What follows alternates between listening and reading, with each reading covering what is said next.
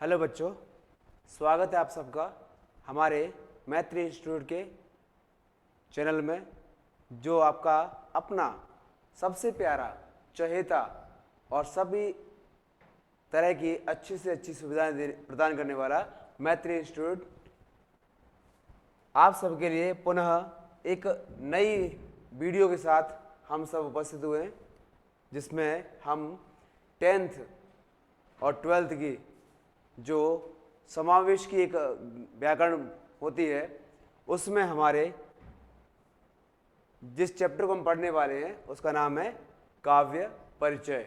ठीक है, और हम इसमें काव्य के सभी तथ्यों पर, सभी टॉपिक पर बात करेंगे अच्छे से अच्छे तरीके से। ठीक है, जो भी सवाल हो आपके मन में वो आप हमसे पूछ सकते हैं, हम उसका नए तरीके से सॉल्यूशन यानी समाधान करेंगे।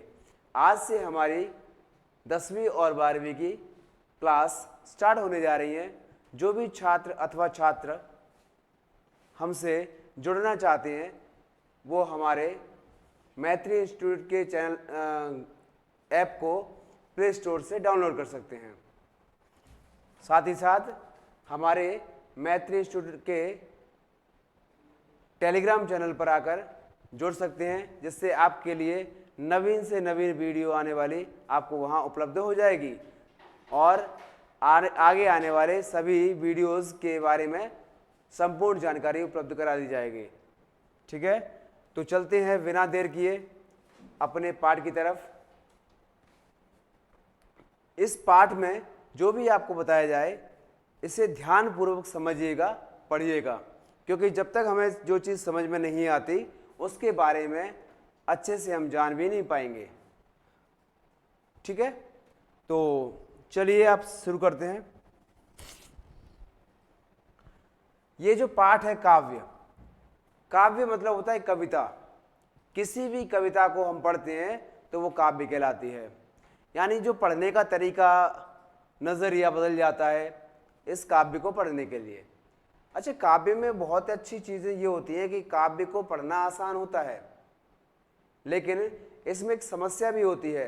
जितना ये आसान है उतनी ही हमारे लिए समस्या उत्पन्न करता है। किसी कहानी को अगर हम पढ़ते हैं तो उसकी अगर एक लाइन भी हमें अच्छी मिलती है ना, तो हमारे लेखकों को उसकी प्रशंसा मिल जाती, तारीफ मिल जाती है। लेकिन इसमें अलग है, इसमें प्रत्येक लाइन को इस अलग तालमेल के साथ बनाना पड़ता है। यदि एक लाइन का तालमेल बिगड़ा तो बाकी सभी लाइनों का तालमेल बिगड़ जाता है, और हम लोग जो पाठक होते हैं, श्रोता होते हैं, वे सभी उस कवि की प्रशंसा करने की बजाय अप्रशंसा करना प्रारंभ कर देते हैं। तो हम समझते हैं, देखिए इस पाठ का नाम है काव्य। काव्य मतलब काव्य किसे कहते हैं, लिखा हुआ है यहाँ लिखा हुआ है आचार्य विश्वनाथ के अनुसार, यानी कि एक कवि थे जिनका नाम था विश्वनाथ, आचार्य विश्वनाथ। इन्होंने काव्य के लिए एक परिभाषा दी थी। परिभाषा तो और भी कवियों ने दी है, किंतु सबसे सरल और सर्वोत्तम भाषा यही है। तो उन्होंने लिखा है रसात्मक वाक्यम काव्यम, अर्थात रस युक्त वाक्य ही काव्य कहलाता है। क्या होता है रसात्मक वाक्यम काव्यम, ये तीनों शब्द संस्कृत शब्द हैं, जिसका हिंदी ट्रांसलेशन अर्थात हिंदी अर्थ लिखा है रस युक्त वाक्य को ही काव्य कहते हैं। काव्य में आगे बढ़ते हुए ये लिखा है काव्य के कितने प्रकार होते हैं। काव्य के कितने प्रकार होते हैं? तो काव्य अपने होते दो प्रकार के। काव्य दो प्रकार के होते हैं, एक होता है अपना श्रव्य काव्य और दूसरा होता है दृश्य काव्य। श्रव्य काव्य में केवल कानों से सुना जाता है। माने चलिए हम किसी ध्वनि को सुनते हैं और सुनने के बाद उसकी आनंद की अनुभूति होती है, उसे हम श्रव्य काव्य कहते हैं। एक तरीके से ऐसे मान सकते हैं कि रेडियो पर चलने वाला कार्यक्रम हमें दिखाई तो देता नहीं है, किंतु हम उसकी ध्वनि से सुनकर आनंदित हो जाते हैं, प्रफुल्लित हो जाते हैं, और उसी पर चलने वाले किसी दुख भरे नाटक को सुनकर हम दुखी भी हो जाते हैं। कहने का तात्पर्य इतना सा है कि जिस काव्य को हम केवल सुन सकते हैं उसे श्रव्य काव्य के नाम से जाना जाता है। तथा साथ ही साथ दृश्य काव्य, दृश्य काव्य मतलब वह काव्य जिसका आनंद हम क्या कर सकते हैं, जिसको हम देख भी सकते हैं तथा सुन भी सकते हैं। ऐसा तो है नहीं कि हम किसी टीवी पर कोई सीरियल देख रहे हो, सीरियल देखते समय हम उसका साउंड बंद कर देते हैं। साउंड बंद करने के बाद हम क्या करते हैं, केवल टीवी पर उसको देखते हैं। तो आपको क्या लगता है, टीवी पर दिखाए जाने वाले नाटक का यदि साउंड बंद हो तो क्या हम उसका आनंद ले पाएंगे? नहीं ले पाएंगे, क्योंकि हम लोग वो लोग हैं जो हमेशा हर चीज को देखने के साथ साथ सुनना भी पसंद करते हैं। जब तक हम उसको सुन नहीं लेते तब तक उसको देखने में हमें आनंद नहीं आएगा। यहां लिखा है देखो, श्रव्य काव्य किसे कहते हैं, उदाहरण सहित लिखिए। यानी जिस काव्य का आनंद कानों से सुनकर लिया जाता है, क्या लिया जाता है, जिस काव्य का आनंद कानों से सुनकर लिया जाता है उसे हम श्रव्य काव्य कहते हैं। श्रव्य काव्य में क्या क्या होता है, श्रव्य काव्य में कहानी और उपन्यास आते हैं। अब देखो कहानी उपन्यास क्या होता है। कहानी मतलब वे स्टोरीज जो किताबों में लिखी रहती हैं, कॉपियों में लिखी रहती हैं, केवल हम उसको पढ़ सकते हैं, सुन सकते हैं। कोई व्यक्ति पढ़ रहा हो तो उसको सुनकर हम आनंद ले सकते हैं, स्वयं पढ़कर भी आनंद ले सकते हैं, किंतु इसे देख नहीं सकते।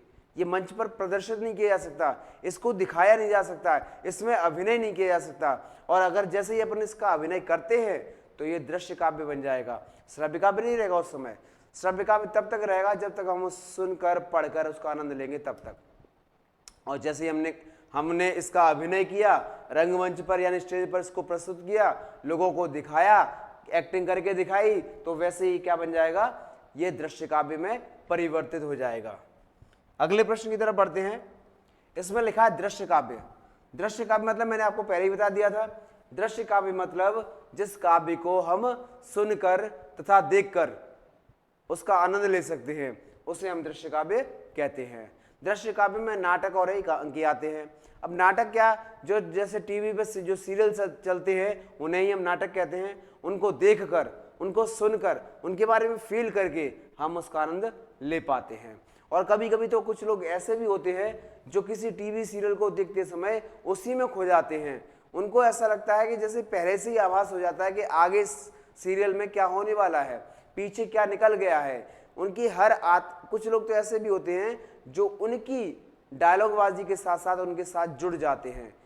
अगर उनके किसी पात्र को कोई दुख होता है तो दर्शक रोने लगते हैं, किसी को प्रशंसा होती है तो लोग हंसने लगते हैं। इसी प्रकार से हम उससे अच्छी तरह से जुड़ जाते हैं। लिखा है श्रव्य काव्य की कितनी विधि होती हैं। श्रव्य काव्य मैंने आपसे पहले कहा, श्रव्य वह काव्य है जिसमें हम केवल कानों से सुनकर उसका आनंद लेते हैं। इसके दो भेद दिए गए हैं, प्रबंध काव्य और मुक्तक काव्य।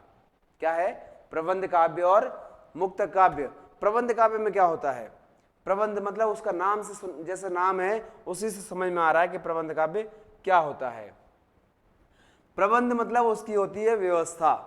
प्रबंध माने होता है बंदोबस्त, प्रबंध माने होता है उसका अरेंजमेंट। ठीक है, अरेंजमेंट में क्या कर सकते हैं, देखो प्रबंध काव्य किसे कहते हैं, इसके कितने प्रकार होते हैं। ठीक है, यहां लिखा है वह काव्य जिसमें कोई कथा, क्या है, वह काव्य जिसमें कोई कथा छंदबद्ध होकर, कैसे, छंदबद्ध होकर शुरू से अंत तक एक समान चलती रहती है। कैसे, शुरू से अंत तक एक समान चलती है, मतलब बीच में कहीं भी रुकती नहीं है। जब से उस पात्र का जन्म हुआ होता है और उसके मरने तक की सारा वृत्तांत सुनाना, सारी घटनाएं सुनाना प्रबंध काव्य कहलाती है। उसमें कभी भी अब उस पात्र के अभिनय को दूर नहीं किया जाता, मतलब निगलेक्ट नहीं किया जाता, उसमें उस पात्र का होना अनिवार्य होता है। यदि किसी गम के बारे में दिखाया जाएगा तो भी वो पात्र वहां उपस्थित रहेगा, अगर किसी सुख के बारे में दिखाया जाएगा तब भी वो पात्र वहां उपस्थित रहेगा। कहने का तात्पर्य ये है कि वह पात्र उसमें हर समय उपस्थित रहेगा, तभी वह प्रबंध काव्य कहलाएगा। ठीक है, प्रबंध काव्य के तीन भेद होते हैं, एक होता है अपना महाकाव्य, दूसरा होता है खंड काव्य और तीसरा होता है आख्यान गीत। महाकाव्य मतलब आपने सुना होगा, रामायण नाम की हमारे पास एक महाकाव्य है ना। रामायण यानी कि जिसको हम लोग पवित्र ग्रंथ के रूप में भी मानते हैं। भागवत गीता एक खंड काव्य है। क्यों, क्योंकि केवल उसमें महाभारत के समय पर उसके युद्ध के बारे में चर्चा की गई थी, इसलिए वो एक कहानी को प्रदर्शित करता है। लेकिन महाकाव्य में किसी महान व्यक्ति के, महान नायक के पूरे जीवन का वर्णन किया जाता है, इसलिए उसे महाकाव्य कहते हैं। अभी इसके बारे में समझेंगे और जानेंगे, ये तो एक शॉर्ट फॉर्म थी। लिखा है महाकाव्य किसे कहते हैं, उदाहरण सहित लिखिए। उदाहरण मतलब ये कौन सी किताब किस व्यक्ति ने लिखी थी, उस व्यक्ति का नाम और उसके द्वारा लिखी गई किताब का नाम इसके उदाहरण कहलाते हैं। महाकाव्य मतलब लिखा है, देखो, वह काव्य जिसमें किसी महान व्यक्ति के संपूर्ण जीवन का वर्णन किया जाता है। मतलब जैसे भगवान राम के बारे में रामायण में जन्म से लेकर उनके अंतिम शरीर त्यागने तक का जो वर्णन किया गया है, उसे हम रामायण, मतलब उसे रामायण कहते हैं, उसी को महाकाव्य कहते हैं। ठीक है, महाकाव्य मतलब देखो ये लिखा है रामचरितमानस, जिसको लिखा था तुलसीदास जी ने। रामचरितमानस वह ग्रंथ है जिसमें भगवान राम के बारे में जन्म से लेकर अंतिम समय तक, देहावसान होने तक उसमें वर्णन किया गया है। आगे लिखा है कामायनी, जिसको लिखा था जयशंकर प्रसाद ने। शाकित नाम का जो ग्रंथ है या महाकाव्य है, उसको लिखा था मैथिली षडगुप्त ने। और प्रिय प्रवास नामक जो महाकाव्य है, उसको लिखा था अयोध्या सिंह उपाध्याय ने। बच्चों, इसमें से प्रश्न पूछे जाते हैं एमसीक्यू में, यानी कि वो पूछ लेता है आपसे रामचरितमानस नामक महाकाव्य किसने लिखा, या फिर ये पूछ लिया जाए कि तुलसीदास द्वारा रचित कौन सा महाकाव्य है। यानी किसी प्रकार से भी इसमें से प्रश्न पूछे जा सकते हैं। ठीक है, अगले प्रश्न की तरफ बढ़ते हैं। इसमें लिखा है खंड काव्य की परिभाषा उदाहरण से लिखिए। खंड काव्य मतलब नाम से पता चल रहा है कि किसी घटना, मतलब किसी व्यक्ति के संपूर्ण जीवन में से किसी एक घटना यानी एक खंड का वर्णन करना खंड काव्य कहलाता है। हालांकि परिभाषा लिखिए, परिभाषा थोड़ी अलग तरह से रहती है, मैं समझाऊं उस समय थोड़ा अलग रहता है। मैंने क्या कहा, मैंने आपको बताया कि किसी महान व्यक्ति के संपूर्ण जीवन में से कोई एक महान घटना का निकाल लिया वर्णन और उसको खंड के, मतलब उसको एक खंड के रूप में लिख दिया, एक पार्ट के रूप में लिख दिया, वो अपना क्या बन जाएगा, उसे हम खंड काव्य कहेंगे। हालांकि इसमें लिखा है वह काव्य जिसमें किसी महान व्यक्ति के संपूर्ण जीवन की किसी एक घटना या एक महान घटना का वर्णन किया जाता है, उसे हम खंड काव्य कहते हैं।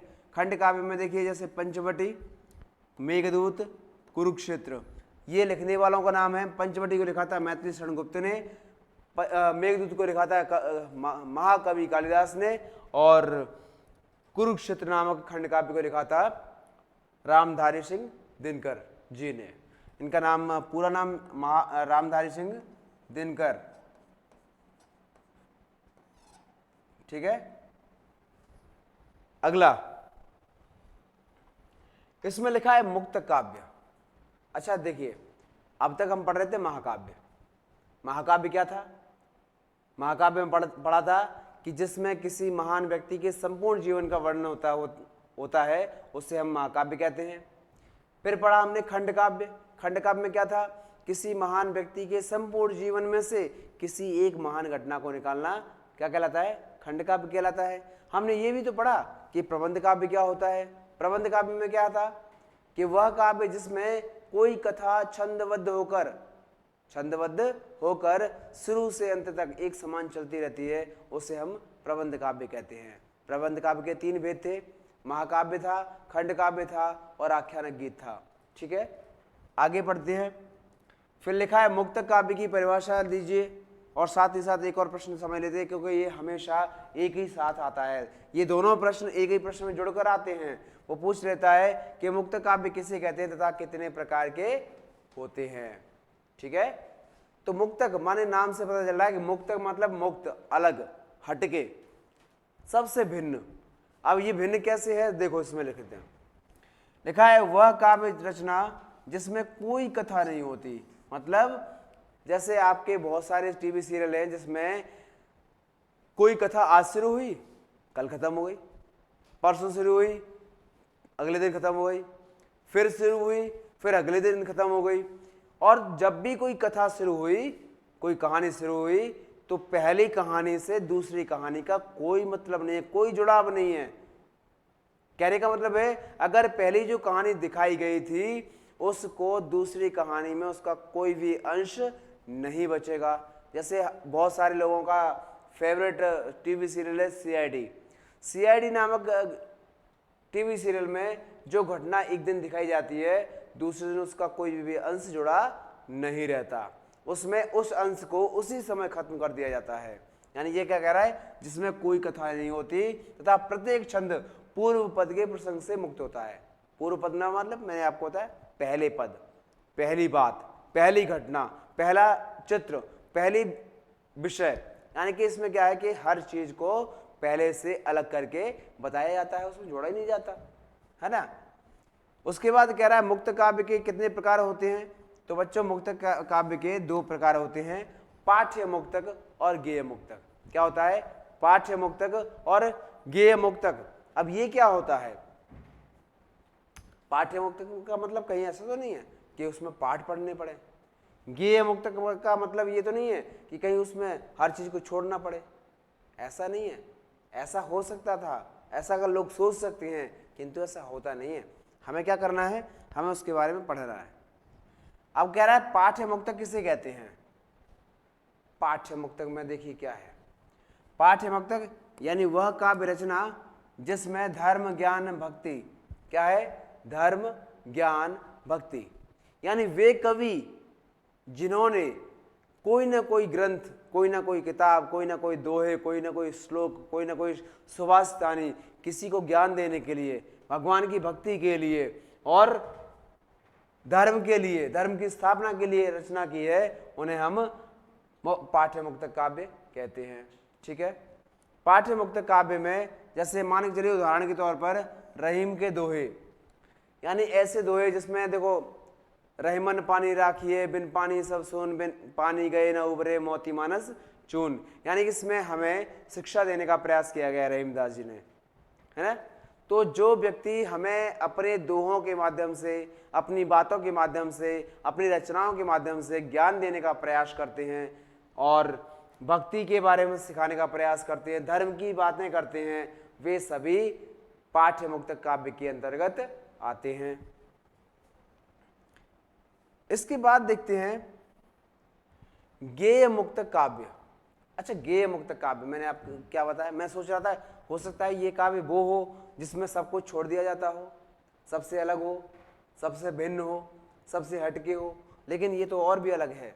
ये क्या है, वह काव्य रचना जिसमें नायक नायिका के बिछड़ने और दुख का वर्णन किया जाता है। क्या किया जाता है, वर्णन, किस विषय का, नायक नायिका, अर्थात जो किसी भी घटना के मुख्य पात्र होते हैं, किसी घटना को जीवित रखने वाले जो पात्र होते हैं, उनके मिलने के बाद जो बिछड़ने की स्थिति उत्पन्न होती है, उसके बाद जो दुख और वेदना का भाव प्रकट होता है, उस दुख भाव को ही हम क्या कहते हैं, उसी भाव को हम गेय मुक्तक काव्य कहते हैं। क्या कहते हैं, गेय मुक्तक काव्य कहते हैं। और गेय मुक्तक काव्य में मीरा के गीत, जिसमें मीराबाई ने लिखा है जब वो भगवान कृष्ण से बिछड़ जाती हैं, उनसे मिलने के लिए आराधनाएं करती हैं, उनके लिए गीत लिखती हैं, उसमें अपना दुख प्रकट करती हैं, उस दुख को इसमें क्या किया गया है, इसमें एक काव्य के रूप में लिख दिया गया है जिसका नाम है मीरा के गीत। ठीक है, यदि किसी के मन में कोई भी सवाल हो, कोई भी प्रश्न हो तो पूछ लिया करो, क्योंकि जब तक आप पूछोगे नहीं तब तक हमें कैसे पता चलेगा कि आपको कुछ समझ में आया अथवा नहीं आया। हम तो अपना पढ़ाते जाएंगे और आपको समझ में नहीं आया तो डाउट तो क्लियर होना अनिवार्य है ना, क्योंकि बिना डाउट क्लियर किए यदि पढ़ोगे तो वो समझ में तो आएगा ही नहीं, और जब समझ में नहीं आएगा तो उसका सारांश भी नहीं निकलेगा। केवल पढ़ना जरूरी नहीं है, उसको पढ़ना, समझना और सब अपने समस्याओं का समाधान करना बहुत आवश्यक है। ठीक है, अगला जो प्रश्न है जिसका नाम है आख्यानक गीत किसे कहते हैं। आख्यानक गीत क्या, देखो इसमें लिखा है महाकाव्य और खंड काव्य से भिन्न पद्यबद्ध रचना यानी कहानी को आख्यानक गीत कहते हैं। मतलब वे कहानियां, वे रचनाएं जिसमें ना तो महाकाव्य की बातें होती हों, ना खंड काव्य की बातें होती हों, कुछ अलग ही हटके जो बातें की जाती हैं किसी अन्य विषय पर, साधारण व्यक्ति पर, या जैसे आजकल के राजा महाराजाओं पर जो टिप्पणी की जाती है वो सब इस आख्यान गीत के अंतर्गत आती है। अब जिसमें देखो लिखा है एग्जाम्पल में झांसी की रानी, तो जो झांसी की रानी लक्ष्मीबाई थी, जिन्होंने अकेले ही अंग्रेजों को खदेड़ दिया था झांसी से, उस रानी लक्ष्मीबाई के बारे में किसने लिखा है? सुभद्रा कुमारी चौहान जी ने लिखा है। क्योंकि देखिए एक खास बात यह है, ये कवियों को इस तरह की लिखने की क्या आवश्यकता थी? इनके बारे में तो हमने और आपने सबने सुना है। आवश्यकता ये थी कि आज की पीढ़ी को तो पता है, लेकिन भविष्य की पीढ़ी जो आने वाली है उसको कैसे पता चलेगा? कुछ लोग जो अपने ज्ञान को अपने अंदर ही दबा कर चले जाते हैं, है ना, सामने तक नहीं पहुंचा पाते। तो इन लोगों का फर्ज बनता है कि ये लोग अपनी किताबों के माध्यम से, अपनी कहानियों के माध्यम से, अपनी कविताओं के माध्यम से हर पीढ़ी को अपना ज्ञान प्रेषित करते रहें, अपने ज्ञान को भेजते रहें। फिर लिखा है नरसी को माहिरो। माहिरो मतलब होता है बेटा भात, जो वो वाला भात, वही वाला जो शादियों में दिया जाता है। एक भाई अपनी बहन की बेटी या अर्थात बेटे की शादी में देने के लिए जाता है, वही है भात, और इसका हिंदी में लिखा है माहिरो, है ना। इसको लिखने वाली एक कवित्री थी जिनका नाम था मीरा। मीराबाई अलग थी, मीरा अलग है, ये आधुनिक भारत की मीरा है, ठीक है। तो नरसिंह जी के भात में आपको याद हो, किसी ने सुना हो, किसी ने पढ़ा हो कि भगवान कृष्ण और रुक्मणी जी स्वयं आई थी नरसिंह की बेटी की शादी में भात भरने के लिए, है ना। अगले प्रश्न की तरफ बढ़ते हैं, प्रश्न नंबर 15, जिसका नाम है महाकाव्य और खंडकाव्य में अंतर लिखिए। अच्छा, महाकाव्य पढ़ लिया ना अपन ने, अच्छे समझ लिया, उसके सारांश को भी समझ लिया। कुछ ऐसे टॉपिक तो नहीं रह गए जिसमें हम काव्य को पढ़ नहीं पाए हों। काव्य समझ में, मतलब काव्य के जो भाग थे वो समझ में आ गए ना। चलो ठीक है, आगे बढ़ते हैं। पहला पॉइंट लिखा है, इसमें महान व्यक्ति के संपूर्ण जीवन का वर्णन किया जाता है।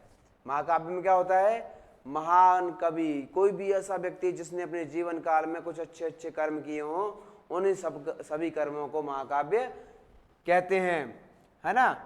और इसमें क्या होता है, जो खंड काव्य है उसमें क्या होता है, उसी घटना में से, उसी पूरे वर्णन में से, उसी पूरे वृत्तांत में से कोई एक ऐसी घटना जो लोगों को प्रेरणा देती हो, उसका वर्णन करना खंड काव्य कहलाता है।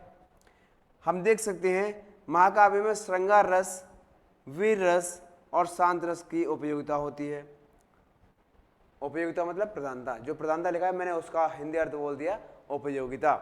यानी कि महाकाव्य में तीनों रसों को सबसे ज्यादा महत्व दिया जाता है, श्रृंगार रस, वीर रस और शांत रस, ठीक है। जितनी भी रचनाएं लिखी गई है महाकाव्य में, वो सभी रचनाएं इन्हीं तीनों रसों पर आधारित है।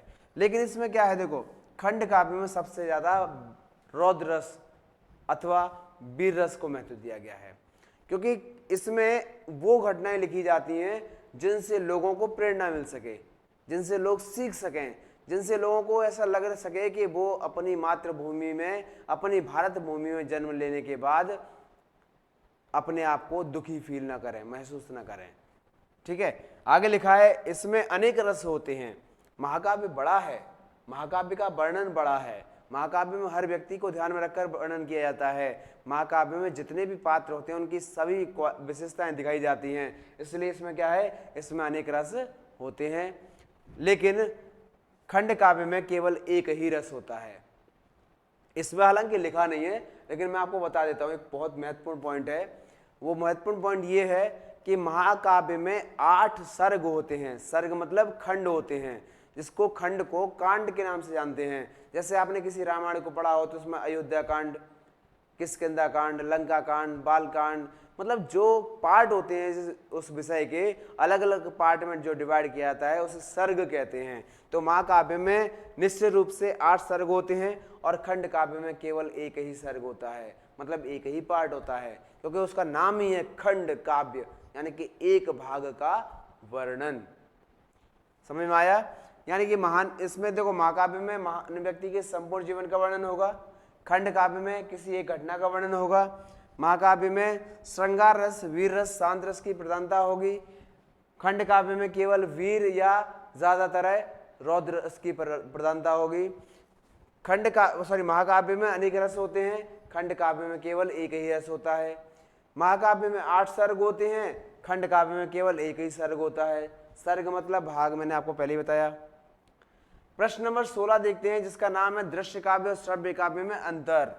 आप सभी को पता है कि श्रव्य और दृश्य क्या है, मैंने आपको शुरुआत में ही बता दिया था। श्रव्य मतलब सुनना, दृश्य मतलब देखना। ठीक है, अब देखो दृश्य काव्य और श्रव्य काव्य में क्या अंतर है समझते हैं। इसे आंखों द्वारा देखा जाता है, आंखों द्वारा ही देखा जाता है, कानों से कब देखते हैं? कोई माथे से देखता होगा, पता नहीं, हो सकता है, लेकिन किंतु देखिए इसे आंखों द्वारा देखा जाता है तथा कानों द्वारा सुना भी जाता है। केवल देखी हुई चीज से हमें आनंद नहीं आता। वो बात अलग है कि अपन टीवी में कार्टून वगैरह देख रहे हो तो उसे केवल देख के काम चला सकते हैं, लेकिन अगर कुछ अच्छी चीजें देख रहे हैं, कुछ जानकारी की चीजें देख रहे हैं, तो समय देखने के साथ साथ सुनना भी जरूरी होता है। लेकिन यहाँ उल्टा होता है, श्रव्य काव्य में अपन क्या करते हैं, केवल कानों से सुन सकते हैं, उसे देख नहीं सकते। देखो मैंने टीवी का एग्जाम्पल दिया, रेडियो को भी दिया, किंतु आजकल जो फेमस है, प्रसिद्ध है, हम लोग अपनी मोबाइल में कोई गाना बजा कर रख लेते हैं, ईयरफोन कान में लगा लेते हैं, है ना, उसके बाद हमें ना तो दिखाई देता है ना केवल क्या होता है, केवल सुनाई देता है। उस सुनने के आधार पर ही हम क्या करते हैं, अपना मनोरंजन कर लेते हैं। जो दूसरा ये देखो, दृश्य काव्य में नायक नायिकाओं द्वारा अभिनय किया जाता है। अभिनय मतलब एक्टिंग। दृश्य काव्य में जो नायक होते हैं, मतलब जो मेन पात्र होते हैं, उन पात्रों के द्वारा हमें एक्टिंग करके दिखाई जाती है और साथ ही साथ उनके डायलॉग भी सुनाए जाते हैं। जब ये हमें दिखाते हैं और सुनाते हैं तो उसे हम किसके अंतर्गत रखते हैं, उसको हम दृश्य काव्य के अंतर्गत रखते हैं। इसमें नायक नायिकाओं द्वारा अभिनय नहीं किया जाता। अब बताइए, जिसमें से केवल आवाज ही सुननी हो, जिसमें देखना कुछ है ही नहीं, देखने के लिए भी कुछ नहीं है, तो उसका क्या होगा, उसमें तो केवल अभिनय किया ही नहीं जाएगा, केवल उसको उसकी साउंड को रिकॉर्ड करके, जो अपन ने दृश्य काव्य था उसके साउंड को रिकॉर्ड करके उसको ध्वनि के माध्यम से चलाया जाएगा, कुछ नहीं है उसमें। इसके बाद इसे रंगमंच पर प्रदर्शित किया जाता है, मतलब इसे जो मंच बनाया जाता है, स्टेज बनाई जाती है, या फिर अपन ये कह सकते हैं कि जैसे उसका क्या कहते हैं, कुछ वर्ड होता है ना, जैसे सेट बोलते हैं, सेट है ना, टीवी का सेट होता है जिसमें किसी नाटक का कोई सेट बना लिया, वहां पर जो अभिनय किया जाता है उस सेट को हम क्या कहते हैं, रंगमंच कहते हैं। तो हमें क्या करना होता है, दृश्य काव्य में किसी भी चीज को दिखाने के लिए हमें उस सेट पर उसको तैयार करना पड़ता है, उसकी वीडियो शूट करनी पड़ती है, उसकी ऑडियो भी रिकॉर्ड करनी पड़ती है, उसी के बाद वह हमें आनंद दे पाता है। ये लिखा है, इसे रंगमंच पर प्रदर्शित नहीं किया जा सकता। बताइए, जिसमें अभिनय नहीं हो रहा तो उसमें उसको रंगमंच पर दिखाएंगे कहां पर, है ना। उसके बाद नाटक में दृश्य काव्य में नाटक और एकांकी आते हैं, और खंड काव्य में श्रव्य काव्य में केवल कहानी और उपन्यास आते हैं, है ना। इस काव्य के साथ साथ एक छोटा सा चैप्टर और भी है जिसका नाम दिया गया काव्य के गुण, यानी काव्य में कौन कौन सी महत्वपूर्ण विशेषताएं होती हैं जिनके कारण काव्य हमें सबको अच्छा लगता है या काव्य को पढ़ने में हमें आनंद आता है। वो कुछ विशेषताएं होती हैं, कुछ ज्यादा विशेषताएं नहीं होती, कुछ कुल 3 विशेषताएं होती हैं। उन विशेषताओं के बारे में जान लेते हैं। हालांकि अभी और प्रश्न है, लिखा है दृश्य काव्य की कितनी भेद होते हैं। देखो बच्चों, ये जो प्रश्न है वो केवल 12वीं की कक्षा में ही आता है, 10वीं की में ज्यादा इस पर ध्यान नहीं दिया जाता है, ऐसे प्रश्न उसमें आते भी नहीं है। तो ये खास 12वीं के लिए, नवीन सत्र के लिए, क्योंकि ऐसी जो MCQs बन जाती हैं जिनके सवालों के जवाब हम दे नहीं पाते, उसके चक्कर में हम कम से कम 2 या 5 नंबर कटवा लेते हैं। मैं चाहता हूं कि आपके 100% नहीं तो 98% तो आ ही जाए कम से कम, क्योंकि हिंदी भाषा है, इसको लिखने में, समझने में, देखने में बहुत सी बातों का ध्यान रखना पड़ता है कि किस वर्ण पर किस तरह की मात्रा लगाई जाएगी, किस वर्ण पर कौन सी सिरोरेखा लगाई जाएगी, किस वर्ण को किस तरीके से लिखा जाएगा, वो सारी बातें ध्यान में रखने के बाद हम उस अंक की सिला मतलब उस अंक को प्राप्त कर पाते हैं जो हाईएस्ट लेवल का होता है। तो यहां लिखा है दृश्य काव्य के भेद। दृश्य काव्य के दो भेद होते हैं, रूपक काव्य और उपरूपक काव्य। रूपक काव्य में क्या होता है, देखो रूपक काव्य के कितने भेद होते हैं, तो रूपक काव्य के 10 भेद होते हैं। कितने होते हैं, 10 होते हैं। कौन कौन से, एक तो होता है नाटक, प्रकरण, भाषा, प्रहसन, डिम, व्यायोग, समवकार, बीथी, अंक, ईहामृग, ये उसके प्रकार हैं। हालांकि ये प्रकार अभी तक किसी भी परीक्षा में नहीं पूछे गए हैं, पर हमारा फर्ज है कि आने वाली परीक्षाओं के लिए पहले से तैयार रहें। क्या पता किस समय कौन सा प्रश्न पूछ लिया जाए। क्या हम उस समय ढूंढते फिरेंगे, अरे ये प्रश्न तो लिखा ही नहीं था, हालो चलो कॉपी खोल लेते हैं, इसको लिख लेते हैं, तब याद करके तब परीक्षा देंगे, तो ऐसा होता नहीं है। फिर कह रहा है कि उपरूपक काव्य के कितने भेद होते हैं, उपरूपक काव्य के 3 भेद होते हैं। एक होता है पद्य काव्य, दूसरा गद्य काव्य और तीसरा होता है चंपू काव्य। पद्य काव्य क्या होता है, पद्य काव्य वह काव्य होता है जिसमें हम कविताएं लिखते हैं, उसमें हम कविताएं पढ़ते हैं, उसमें हम कविताओं की रचनाएं करते हैं, वो पद्य काव्य कहलाता है। गद्य काव्य क्या कहलाता है, गद्य काव्य जिसमें कहानियां लिखी जाती हैं, स्टोरी लिखी जाती हैं, उपन्यास लिखे जाते हैं और उसके माध्यम से लोगों को शिक्षा प्रदान की जाती है, उसे हम काव्य क्या कहते हैं, गद्य काव्य कहते हैं। अगला जो प्रश्न है चंपू काव्य। चंपू काव्य मतलब ऐसी घटना, ऐसी रचना जिसमें ना तो जिसमें कहानी भी हो, कविता भी हो, दोनों का मिक्सर हो, मतलब ऐसी काव्य रचना जिसमें गद्य और पद्य मिश्रित अवस्था में पाए जाते हैं, यानी एक साथ आते हैं। आधे मतलब एक चैप्टर दिया गया है, उस चैप्टर में आधा पद्यांश है, आधा गद्यांश है, आधा फिर पद्यांश है, फिर गद्यांश है, इस तरीके से कोई आता है। ऐसे मान के चलो दोहा लिख दिया ऊपर, उसका हिंदी अनुवाद लिख दिया, फिर अन्वय लिख दिया, फिर अपने आगे मीनिंग लिख दिए, फिर उसके बाद फिर श्लोक आया। तो इस तरीके से गद्य और पद्य मिश्रित अवस्था में जब पाए जाते हैं तो उसे हम चंपू काव्य कहते हैं। परिभाषा आपके सामने है, जिस काव्य में गद्य और पद्य मिश्रित अवस्था में पाए जाते हैं उन्हें हम क्या कहते हैं, चंपू काव्य कहते हैं। जैसे यशोधरा, यशोधरा जिसको लिखने वाले कवि का नाम है क्या है, मैथिली शरण गुप्त। यशोधरा कौन थी, क्या आप सभी को पता है, यह आपके लिए एक प्रश्न है, आपको बताना यह है कि यशोधरा कौन थी। जीतने वाले को उचित सम्मान दिया जाएगा। अगले प्रश्न की तरफ बढ़ते हैं जिसका नाम है काव्य का दूसरा अध्याय, मतलब कुछ 5 प्रश्न होंगे, काव्य और काव्य गुण। ठीक है, इसमें क्या लिखा है, पहला प्रश्न है काव्य गुण या शब्द गुण किसे कहते हैं, और इसी में जुड़ा हुआ है काव्य गुण के कितने भेद होते हैं या प्रकार होते हैं। ज्यादातर बच्चों ने देखा होगा कि काव्य गुण का प्रश्न कम आता है, शब्द गुण का प्रश्न ज्यादा आता है, और हम कंफ्यूज हो जाते हैं, हमारा दिमाग काम नहीं करता, यार हमें ऐसा लगता है हमने तो काव्य गुण ही पढ़े थे, ये शब्द गुण कहाँ से आ गए, इसका तो नाम तक नहीं सुना था। तो हम आपको बताते चलते हैं, काव्य गुण को ही शब्द गुण के नाम से जाना जाता है।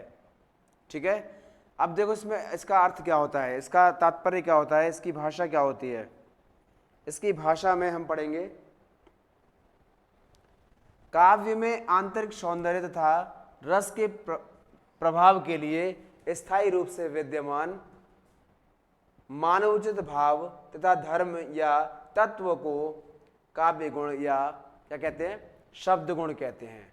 समझिए क्या होता है, जो कोई कविता जिसको हम पढ़ते हैं, पढ़ते समय उसकी अंदर की सुंदरता को देखते हैं, मतलब कविता को पढ़ने में हमें आनंद आ रहा है या नहीं आ रहा है ये देखते हैं, कविता की विषय वस्तु को समझने का प्रयास करते हैं, उसके बाद उसमें जो छुपा हुआ अर्थ होता है जो मानव के लिए फायदेमंद है या नहीं है, उन सभी का निचोड़ काव्य गुण कहलाता है। ठीक है, इसके बाद लिखा है यह काव्य में उसी तरह विद्यमान रहता है जिस प्रकार फूलों में खुशबू, क्या खुशबू, अगर फूलों में से खुशबू को अलग कर दिया जाए तो फूलों का महत्व खत्म हो जाता है, और कविताओं में से कविताओं के गुणों को खत्म कर दिया जाए तो वो कविता पढ़ने योग्य नहीं रहती, ना ही उसमें किसी की दिलचस्पी होती है। ठीक है। काव्य गुण के 3 भेद होते हैं, ओज गुण, प्रसाद गुण और माधुर्य गुण। ओज, प्रसाद और माधुर्य, इनके बारे में चर्चा कर लेते हैं। ये है क्या, आखिर ये हमारे किस काम के हैं, क्या हमें कोई कुछ जानकारी दे सकते हैं, क्या ये हमें प्रेरणा दे सकते हैं, क्या इनसे हमें कोई लाभ हो सकता है, इसके बारे में हम यहाँ जान लेते हैं।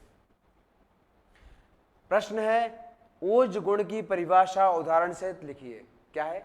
ओज गुण की परिभाषा उदाहरण सहित लिखिए। अब हम यहाँ सीखने वाले बच्चों, एक ही परिभाषा से तीनों परिभाषाएं बनाना। क्या सीखने वाले हैं? एक ही परिभाषा से तीनों परिभाषाओं को बनाना सीखने वाले हैं। कुछ नहीं करना होता। जहां पर इस जो लिखा ना, ओज का शाब्दिक अर्थ होता है, ऐसे ही प्रसाद का शाब्दिक अर्थ होगा, ऐसे ही माधुर्य गुण का शाब्दिक अर्थ होगा, उस शाब्दिक अर्थ में से किसी एक शब्द को लेकर हम परिभाषा तैयार कर सकते हैं। जैसे देखिए, ओज गुण का शाब्दिक अर्थ होता है तेज, प्रताप, जोश। क्या होता है? तेज, प्रताप, जोश। स्फूर्ति भी हो जाएगा, उत्साह भी हो जाएगा। अब अपन क्या करेंगे, अर्थात जिस काव्य को पढ़ने सुनने से हृदय में जोश उत्पन्न हो जाए, उत्साह उत्पन्न हो जाए, उमंग उत्पन्न हो जाए, तेजी आ जाए, तीव्रता आ जाए, स्फूर्ति आ जाए, वो सब क्या कहलाएंगे? वो सब हमारे ओज गुण के अंतर्गत आते हैं।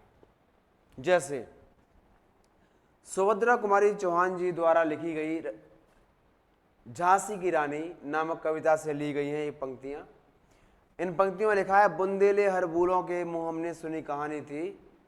यानी बुंदेल के रहने वाले हरबोले नाम के जो जनजाति होती है, उनके द्वारा हमने क्या सुनी थी? कहानी सुनी थी। क्या कहानी सुनी थी? खूब लड़ी मर्दानी हुआ तो झांसी वाली रानी थी।